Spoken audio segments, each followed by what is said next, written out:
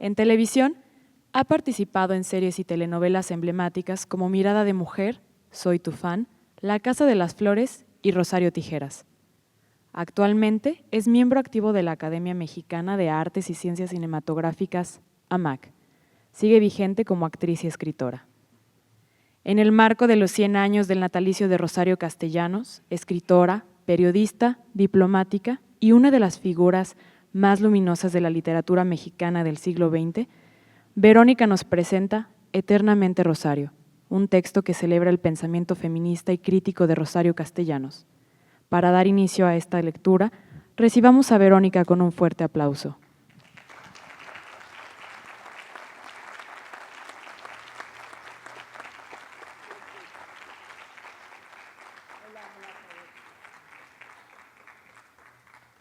Hola, buenas tardes. Es un gusto estar aquí. Gracias por acompañarme en este día, en esta primera feria del libro.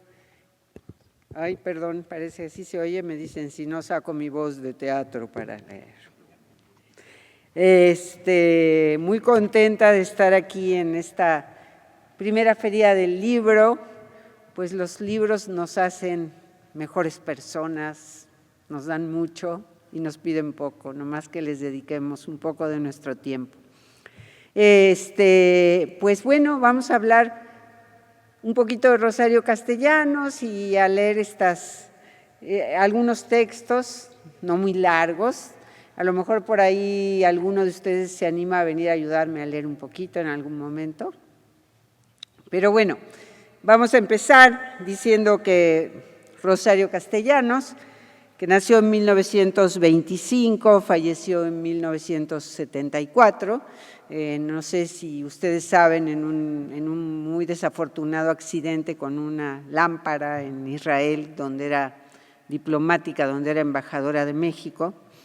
En fin, su vida desafortunadamente no fue muy larga, pero es una de las escritoras mexicanas más reconocidas a nivel nacional e internacional.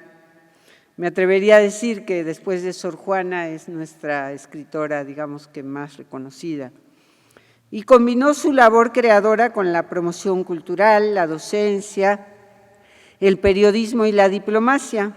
Incursionó con éxito en la novela, el cuento, la poesía.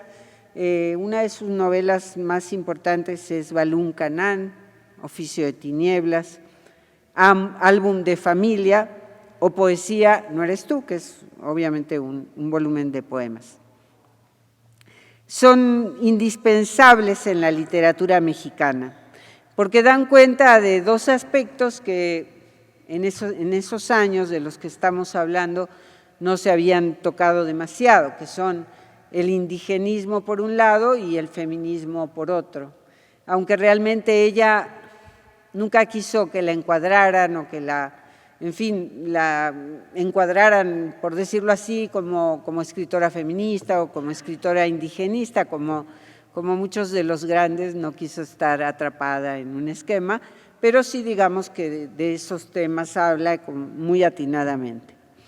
En su época tal vez no recibió la atención que merecía, sin embargo, después de su fallecimiento, siendo embajadora, como les contaba, en Israel, sus restos fueron traídos a México y están en la rotonda de las personas ilustres en la Ciudad de México. Entonces, lo primero que voy a leerles es un cuento que es de su muy primera, digamos que primera juventud, de sus primeros escritos. Sin embargo, parece escrito con una mano con mucha experiencia y maneja un lenguaje pues muy hermoso, en el que también de pronto alterna palabras, vocabulario de su tierra. Es Ciudad Real, que es su primer volumen de cuentos, publicado en 1960 por la Universidad Veracruzana. Y el título del libro hace alusión al nombre que tenía entonces la capital chiapaneca, que hoy conocemos como San Cristóbal de las Casas. que es de alguna manera el centro alrededor del cual giran estas historias. Bueno, en ella lo que hace Rosario es explorar las ríspidas relaciones entre los ladinos y los pueblos de los Altos de Chiapas. Pues bueno, voy a comenzar entonces a leerles este cuento que me parece muy hermoso. Se llama La suerte de Teodoro Méndez Acubal. Al caminar por las calles de Jovel, con los párpados bajos, como correspondía a la humildad de su persona, Teodoro Méndez Acubal encontró una moneda. Semicubierta por las basuras del suelo, sucia de lodo, opaca por el uso, había pasado inadvertida para los caxlanes. Porque los caxlanes andan con la cabeza en alto, por orgullo, avisorando desde lejos los importantes negocios que los reclaman. Teodoro se detuvo, más por incredulidad que por codicia. Arrodillado, con el pretexto de asegurar las correas de uno de sus caites, esperó a que ninguno lo observase para recoger su hallazgo. Precipitadamente lo escondió entre las vueltas de su faja. Volvió a ponerse de pie, tambaleante, pues lo había tomado una especie de mareo, flojedad en las coyunturas, sequedad en la boca, la visión turbia, como si sus entrañas estuvieran latiendo en medio de las cejas. Dando tumbos de lado a lado, lo mismo que los ebrios, Teodoro echó a andar. En más de una ocasión, los transeúntes lo empujaban para impedir que los atropellase, pero el ánimo de Teodoro estaba excesivamente turbado como para cuidar de lo que sucedía en torno suyo. La moneda, oculta entre los pliegues del cinturón, lo había convertido en otro hombre. Un hombre más fuerte que antes, es verdad, pero también más temeroso. Se apartó un tanto de la vereda por la que regresaba a su paraje y se sentó sobre el tronco de un árbol. ¿Y si todo no hubiera sido más que un sueño? Pálido de ansiedad, Teodoro se llevó las manos al cinturón. Sí, allí estaba, dura, redonda, la moneda. Teodoro la desenvolvió, la humedeció con saliva y vaho, la frotó contra la tela de su ropa. Sobre el metal, plata debía de ser, a juzgar por su blancura, aparecieron las líneas de un perfil soberbio y alrededor letras, números, signos, sopesándola, mordiéndola, haciéndola que tintinease. Teodoro pudo al fin calcular su valor. De modo que ahora, por un golpe de suerte, se había vuelto rico, más que si fuera dueño de un rebaño de ovejas, más que si poseyese una enorme extensión de milpas. Era tan rico como un caxlán. Y Teodoro se asombró de que el calor de su piel siguiera siendo el mismo. Las imágenes de la gente de su familia, la mujer, los 3 hijos, los padres ancianos, quisieron insinuarse en las ensoñaciones de Teodoro, pero las desechó con un ademán de disgusto. No tenía por qué participar a nadie su hallazgo, ni mucho menos compartirlo. Trabajaba para mantener la casa, eso está bien, es costumbre, es obligación, pero lo demás, lo de la suerte, era suyo, exclusivamente suyo. Así que cuando Teodoro llegó a su jacal, y se sentó junto al rescoldo para comer, no dijo nada. Su silencio le producía vergüenza, como si callar fuera burlarse de los otros. Y como un castigo inmediato crecía junto a la vergüenza una sensación de soledad. Teodoro era un hombre aparte, amordazado por un secreto, y se angustiaba con un malestar físico, un calambre en el estómago, un escalofrío en los tuétanos. Dijo, ¿por qué sufrir así? Era suficiente una palabra y aquel dolor se desvanecería, pero para obligarse a no pronunciarla, Teodoro palpó a través del tejido del cinturón el bulto que hacía el metal. Durante la noche desvelado se dijo, ¿qué compraré? Porque jamás hasta ahora había deseado tener cosas. Estaba tan convencido de que no le pertenecían que pasaba junto a ellas sin curiosidad, sin avidez. Y ahora no iba a antojársele pensar en lo necesario, manta, machetes, sombreros. No, eso se compra con lo que se gana. Pero Méndez Acubal no había ganado esa moneda. Era su suerte, era un regalo. Se la dieron para que jugara con ella, para que la perdiera, para que se proporcionara algo inútil y hermoso. Teodoro no sabía nada acerca de precios. A partir de su siguiente viaje a Jovel, empezó a fijarse en los tratos entre marchantes. Ambos parecían calmosos, afectando uno ya falta de interés, otro ya deseo de complacencia. Hablaban de reales, de tostones, de libras, de varas, de más cosas aún, que giraban vertiginosamente alrededor de la cabeza de Teodoro sin dejarse atrapar.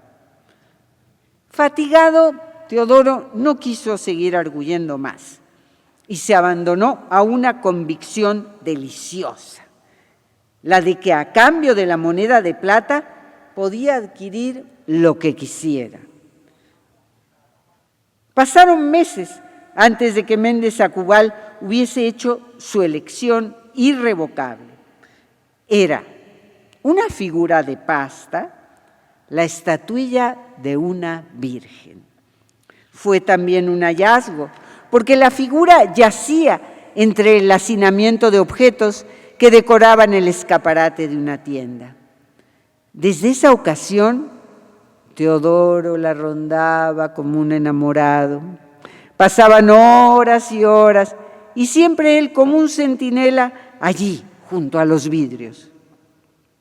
Don Agustín Velasco, el comerciante, vigilaba con sus astutos y pequeños ojos, ojos de marticuil, como decía entre mimos su madre, desde el interior de la tienda. Aún antes de que Teodoro adquiriese la costumbre de apostarse ante la fachada del establecimiento, sus facciones habían llamado la atención de don Agustín. A ningún ladino se le pierde la cara de un chamula cuando lo ha visto caminar sobre las aceras reservadas para los caslanes, y menos cuando camina con lentitud, como quien va de paseo. No era usual que esto sucediese, y don Agustín ni siquiera lo habría considerado posible. Pero ahora tuvo que admitir que las cosas podían llegar más lejos, que un indio era capaz de atreverse también a pararse ante una vitrina y contemplar lo que allí se exhibe, no solo con el aplomo del que sabe apreciar, sino con la suficiencia un poco insolente del comprador. El flaco y amarillento rostro de don Agustín se arrugó en una mueca de desprecio.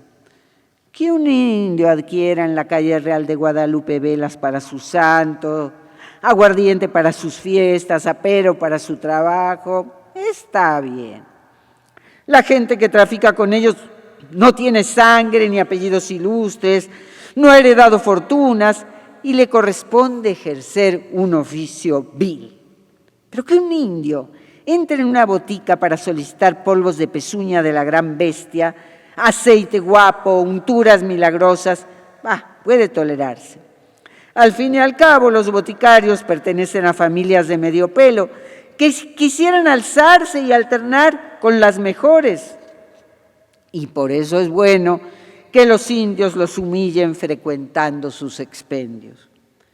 Pero que un indio se vuelva de piedra frente a una joyería, y no cualquier joyería, sino la de don Agustín Velasco, uno de los descendientes de los conquistadores, bien recibido en los mejores círculos, apreciado por sus colegas, era, por lo menos, inexplicable. A menos que una sospecha comenzó a angustiarle. ¿Y si la audacia de este chamula se apoyaba en la fuerza de su tribu? No sería la primera vez, reconoció el comerciante con amargura. Rumores, ¿dónde había oído él rumores de sublevación? Rápidamente don Agustín repasó los sitios que había visitado durante los últimos días: el Palacio Episcopal, el casino, la tertulia de doña Romelia Ochoa. ¡Qué estupidez! Don Agustín sonrió con una condescendiente burla de sí mismo. Cuánta razón tenía su ilustrísima don Manuel Oropesa cuando afirmaba que no hay pecado sin castigo. Y don Agustín, que no tenía afición por la copa ni por el tabaco, que había guardado rigurosamente la continencia, era esclavo de un vicio: la conversación. Furtivo acechaba los diálogos en los portales, en el mercado, en la misma catedral. Don Agustín era el primero en enterarse de los chismes, en adivinar los escándalos, y se desvivía por recibir confidencias, por ser depositario de secretos y servir intrigas.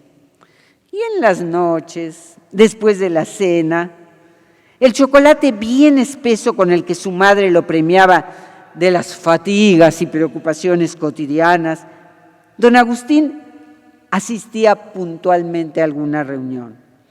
Allí se charlaba, se contaban historias de noviazgos, de pleitos por cuestiones de herencias, de súbitas e inexplicables fortunas, de duelos.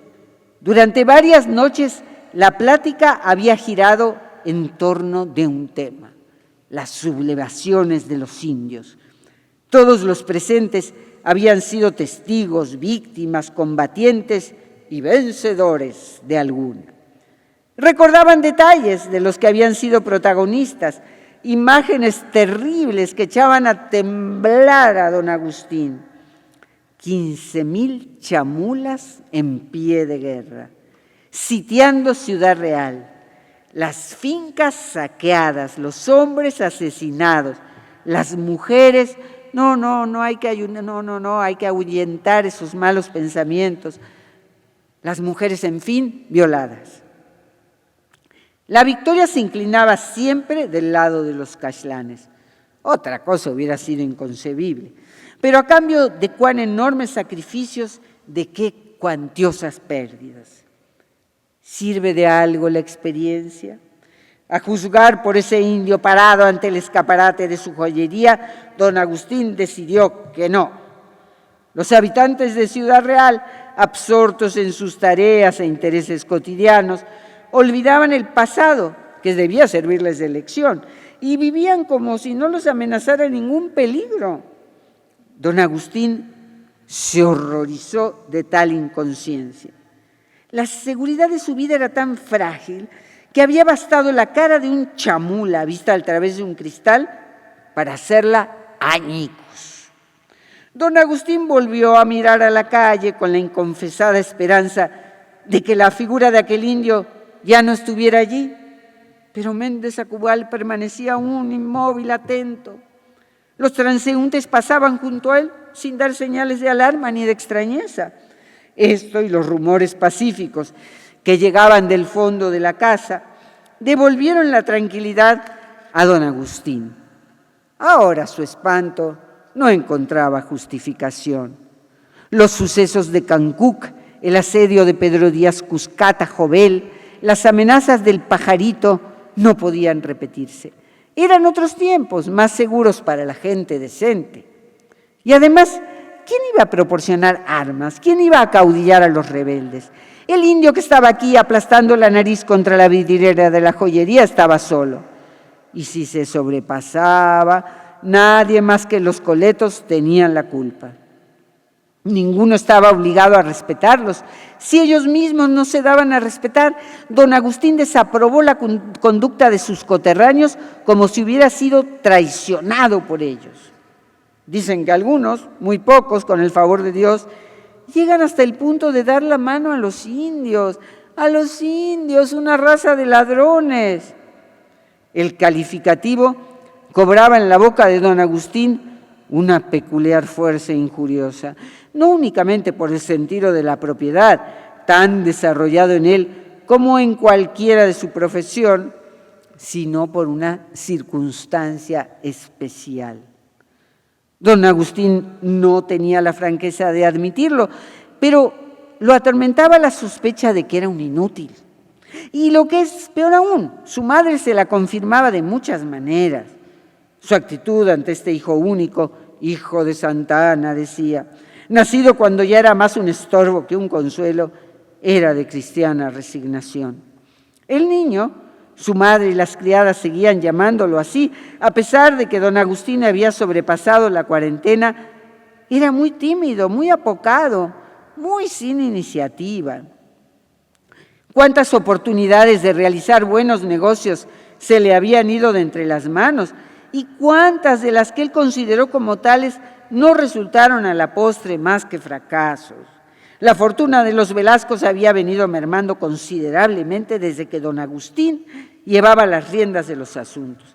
Y en cuanto al prestigio de la firma, se sostenía a duras penas, gracias al respeto que en todos logró infundir el difunto, a quien madre e hijo guardaban todavía luto. Pero ¿qué podía esperarse de un apulismado, de un niño viejo? La madre de don Agustín movía la cabeza suspirando y redoblaba los halagos, las condescendencias, los mimos, pues ese era su modo de sentir desdén. Por instinto el comerciante supo que tenía frente a sí la ocasión de demostrar a los demás y a sí mismo su valor.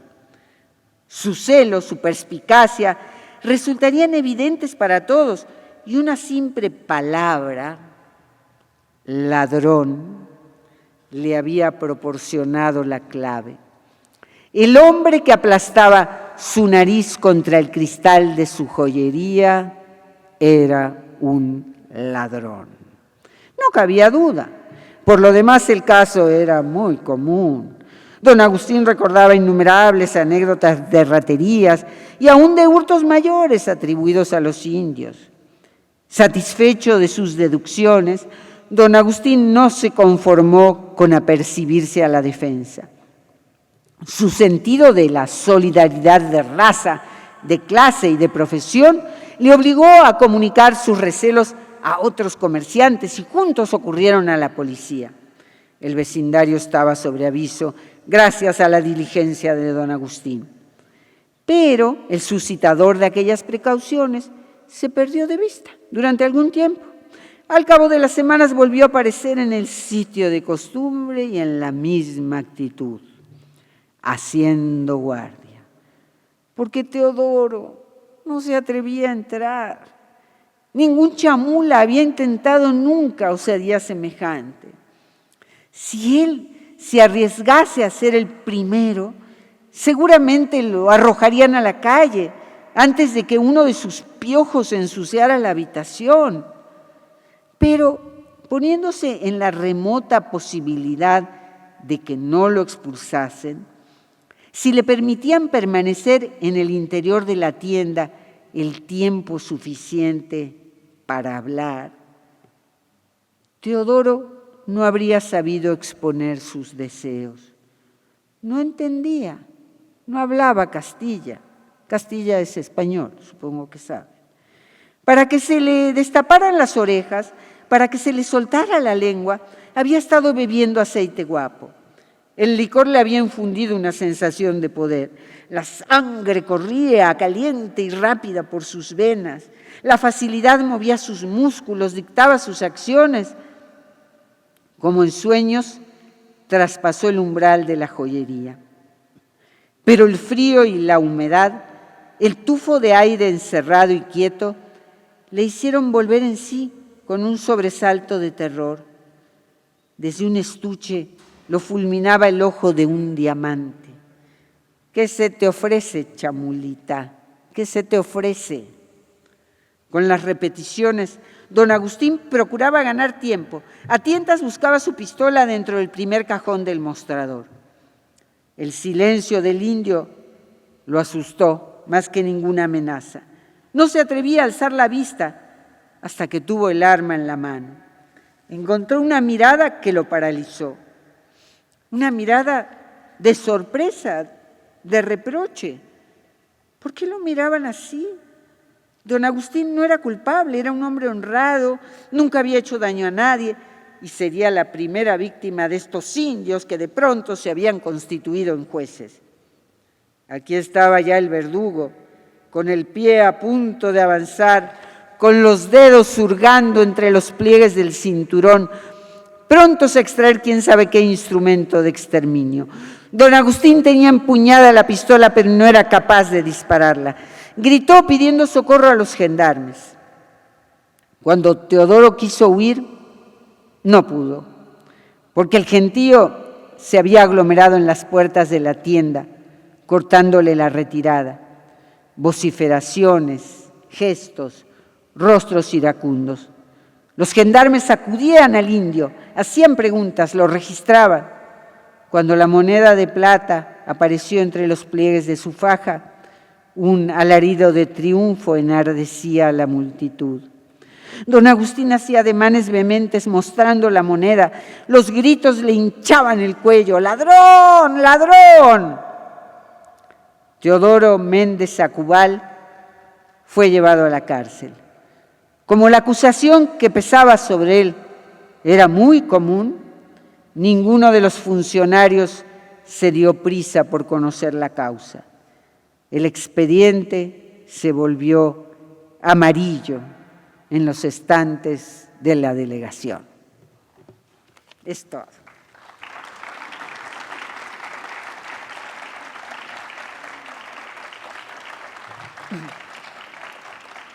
Ay, a mí me produce una congoja este cuento, es así como que es tremendo, tremendo, pero es una sensibilidad increíble para narrarnos cómo son los dos personajes, ¿no? Así los pinta con unas cuantas pinceladas, los adivinamos perfectamente.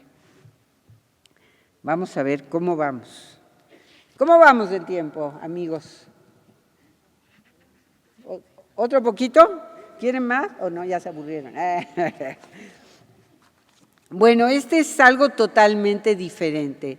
Es, digamos que más, digamos que este que leímos primero, aunque a Rosario no le gustaba, pues es como este aspecto indigenista, y este otro es más en relación a la parte como más feminista de género, como diríamos hoy, de Rosario.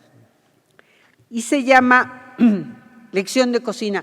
A ver si por ahí ahorita riego yo un parrafito y luego invito a alguien a ver si alguien se anima. Es que esta cosa ahí, ¿por qué está eso? Se siente como una distancia, lejos, todos. Pero ahorita a ver si hay alguien valiente que se anima a venir a ayudarme un poquito. Se llama así, Lección de cocina, es un fragmento. La cocina resplandece de blancura. Es una lástima tener que mancillarla con el uso. Habría que sentarse a contemplarla, a describirla, cerrar los ojos, a evocarla.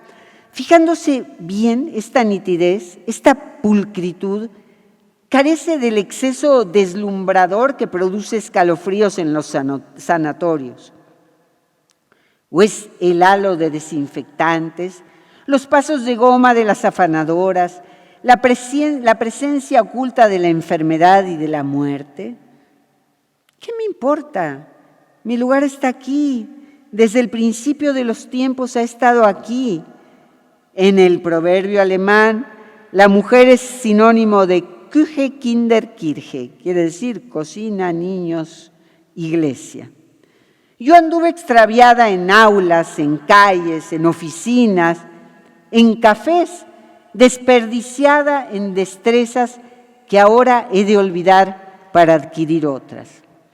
Por ejemplo, elegir el menú. ¿Cómo se podría llevar a cabo labor tan ímproba sin la colaboración de la sociedad, de la historia entera? En un estante especial, adecuado a mi estatura, se alinean mis espíritus protectores, esas aplaudidas equilibristas que concilian en las páginas de los recetarios las contradicciones más irreductibles. La esbeltez y la gula, el aspecto vistoso y la economía, la celeridad y la suculencia, con sus combinaciones infinitas. ¿Qué me aconseja usted para la comida de hoy, experimentada ama de casa? Inspiración de las madres ausentes y presentes, voz de la tradición, secreto a voces de los supermercados. Abro un libro al azar y leo La cena de Don Quijote. Muy literario, pero muy insatisfactorio, porque Don Quijote no tenía fama de gourmet, sino de despistado. Aunque un análisis más a fondo del texto nos revela, etcétera, etcétera, etcétera. Ha corrido más tinta en torno a esa figura que agua debajo de los puentes. Pajaritos de centro de cara. Esotérico. ¿La cara de quién? ¿Tiene un centro la cara de algo o de alguien? Si lo tiene, pues no ha de ser apetecible. Vigos a la rumana. ¿Pero a quién supone usted que se está dirigiendo? Si yo supiera lo que es estragón y ananá, no estaría consultando este libro porque sabría muchas otras cosas. Si tuviera usted el mínimo sentido de la realidad, debería usted misma o cualquiera de sus colegas tomarse el trabajo de escribir un diccionario de términos técnicos, redactar unos prolegómenos, idear una propedéutica, para hacer accesible al profano el difícil arte culinario. Pero parten del supuesto de que todas estamos en el ajo y se limitan a enunciar. Yo por lo menos declaro solemnemente que no estoy, que no he estado nunca, ni en este ajo que ustedes comparten, ni en ningún otro. Jamás he entendido nada de nada. Pueden ustedes observar los síntomas. Me planto, hecha un imbécil, dentro de una cocina impecable y neutra, con el delantal que usurpo para hacer un simulacro de eficiencia y del que seré despojada vergonzosa, pero justicieramente. ¿Alguien se anima a seguir?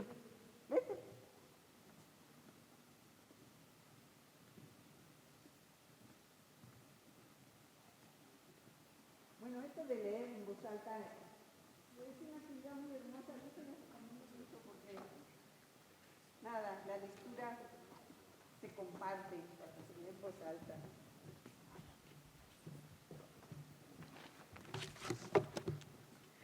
Aquí, mira.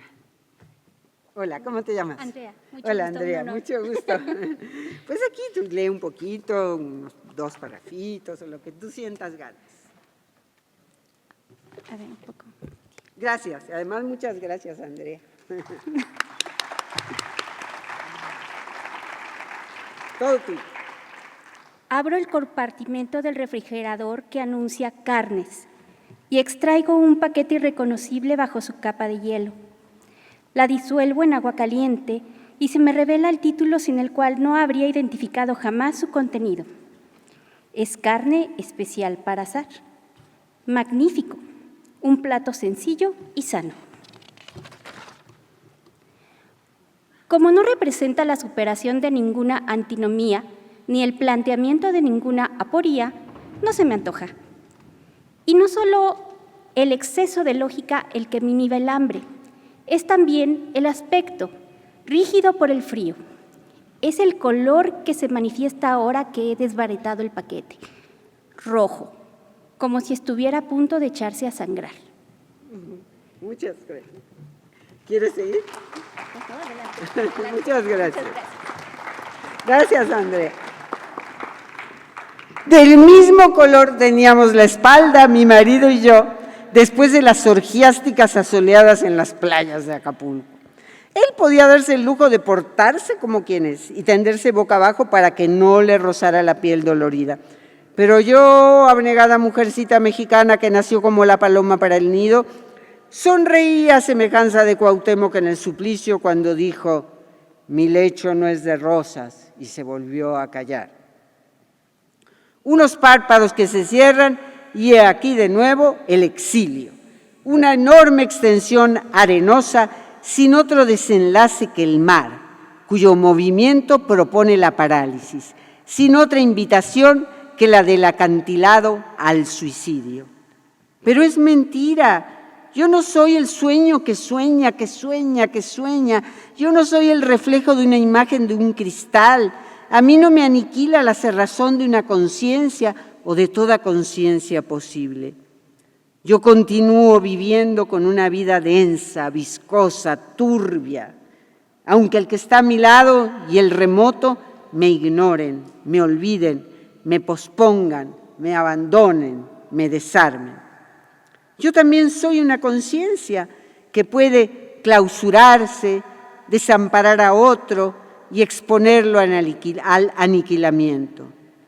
Yo, la carne, bajo la rociadura de la sal, ha acallado el escándalo de su rojez y ahora me resulta más tolerable, más familiar. Es el trozo que vi 1000 veces sin darme cuenta cuando me asomaba deprisa a decirle a la cocinera que… ¿Alguien más se anima?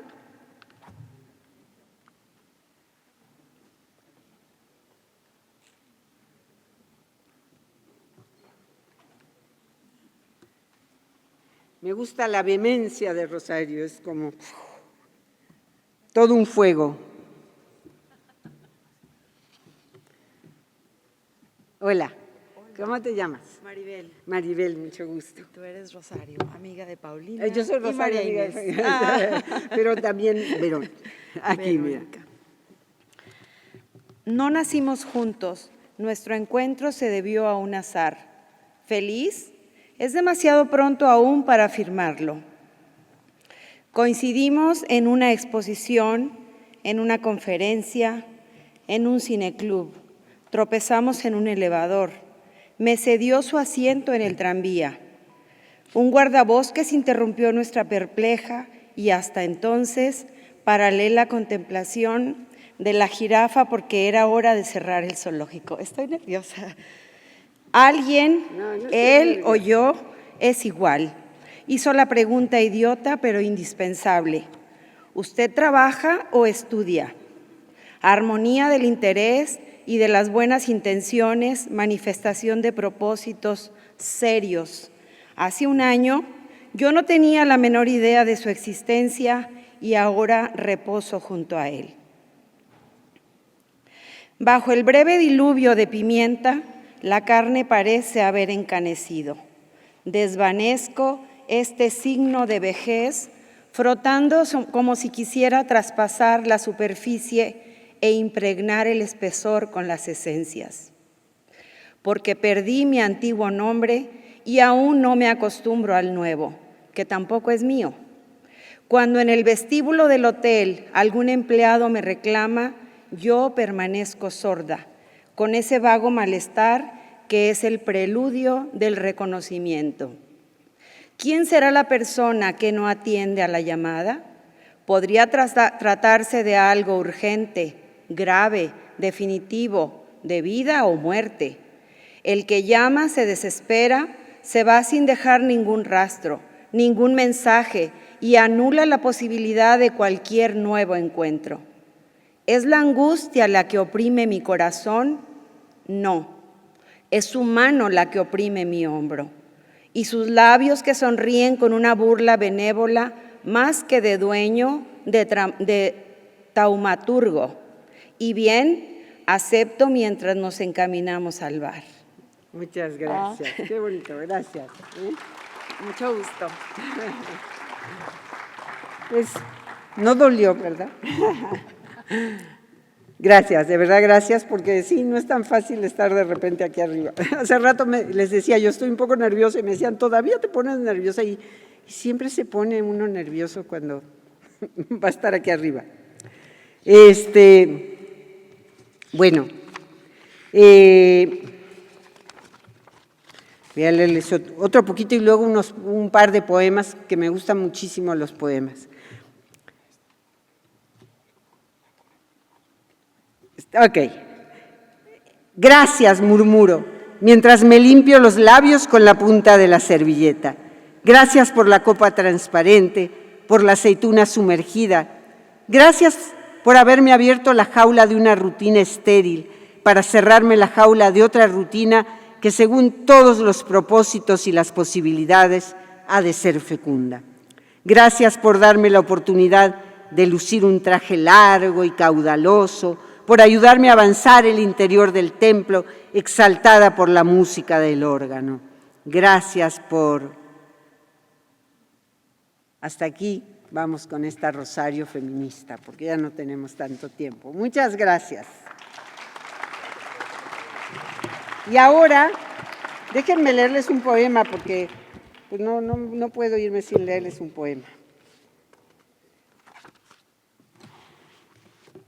Los adioses. Hay una película muy bonita, ¿no? ¿La han visto por ahí? Que se llama Los adioses, que es sobre la vida de Rosario, que actúa Karina Gidi, que dirige Natalia Beristain. Si se quedan con ganas de más Rosario, búsquenla, que por ahí anda. Los adioses. Quisimos aprender la despedida y rompimos la alianza que juntaba al amigo con la amiga y alzamos la distancia entre las amistades divididas. Para aprender a irnos, caminamos. Fuimos dejando atrás las colinas, los valles, los verdeantes prados.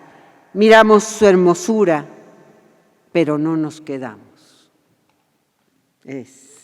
Los adioses.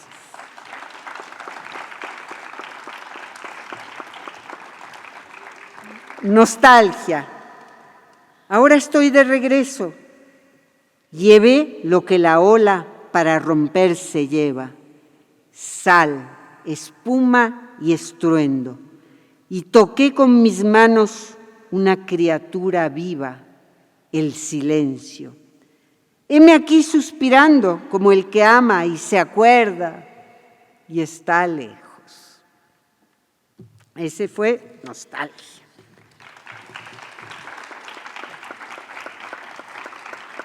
El otro. ¿Por qué decir nombres de dioses, astros, espumas de un océano invisible, polen de los jardines más remotos? Si nos duele la vida, si cada día llega desgarrando la entraña, si cada noche cae convulsa, asesinada, si nos duele el dolor en alguien, en un hombre al que no conocemos, pero está presente a todas horas, y es la víctima, y el enemigo, y el amor, y todo lo que nos falta para ser enteros. Nunca digas que es tuya la tiniebla, no te bebas de un sorbo la alegría, mira a tu alrededor, hay otro, siempre hay otro. Lo que él respira es lo que a ti te asfixia, lo que come es tu hambre. Muere con la mitad más pura de tu muerte. ¿Ya? Bueno, por aquí me están diciendo que, muchas gracias, me están diciendo que pues nada, que pues muchas gracias. Estoy muy contenta de haber estado aquí y uno más, dos más. Desamor. Me vio como se mira a través de un cristal, o del aire, o de nada. Y entonces supe, yo no estaba allí, ni en ninguna parte, ni había estado nunca, ni estaría. Y fui como el que muere en la epidemia, sin identificar, y es arrojado a la fosa común. Desamor. Es que los títulos, ¿no? O sea, dice esto, arrojado a la fosa común, y el poema se llama Desamor. Qué duro, ¿no? Agonía fuera del muro. Miro las herramientas, el mundo que los hombres hacen, donde se afanan, sudan, paren, cohabitan. El cuerpo de los hombres prensado por los días, su noche de ronquido y de zarpazo, y las encrucijadas en que se reconocen. Hay ceguera, y el hambre los alumbra, y la necesidad más dura que metales.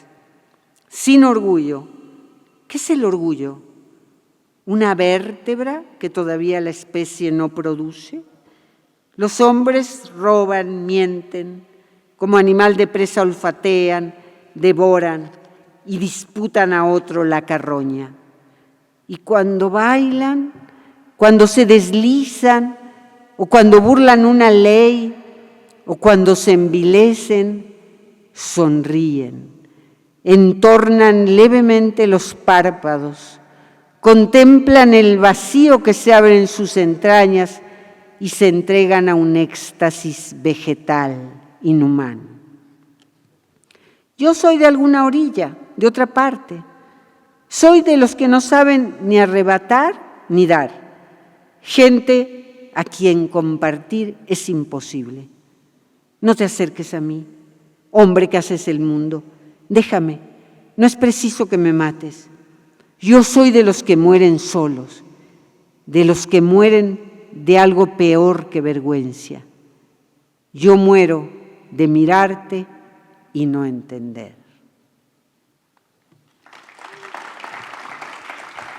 Y ahí va el último. Ser río sin peces. Ser de río sin peces. Esto he sido. Y revestida voy de espuma y hielo. Ahogado y roto, llevo todo el cielo y el árbol se me entrega malherido. A dos orillas del dolor uncido va mi caudal a un mar de desconsuelo. La garza de su estero es alto vuelo y adiós y breve sol desvanecido. Para morir sin canto, ciego, avanza mordido de vacío y de añoranza. Ay, pero a veces, hondo y sosegado, se detiene bajo una sombra pura. Se detiene y recibe la hermosura con un leve temblor maravillado. Muchas gracias. Pues muchas gracias a todos, gracias a la feria y pues hasta la próxima. Pedimos un fuerte aplauso para la primera actriz Verónica Langer. Es momento de otorgar un reconocimiento a nuestra invitada especial, la primera actriz Verónica Langer, por su participación en el marco de la primera Feria Internacional del Libro de Celaya 2025, por parte del maestro Juan Miguel Ramírez Sánchez, presidente municipal de Celaya, y la maestra Aleida Isabel Ocampo Jiménez, directora general del Instituto de Arte y Cultura de Celaya, a quien invitamos suban al escenario.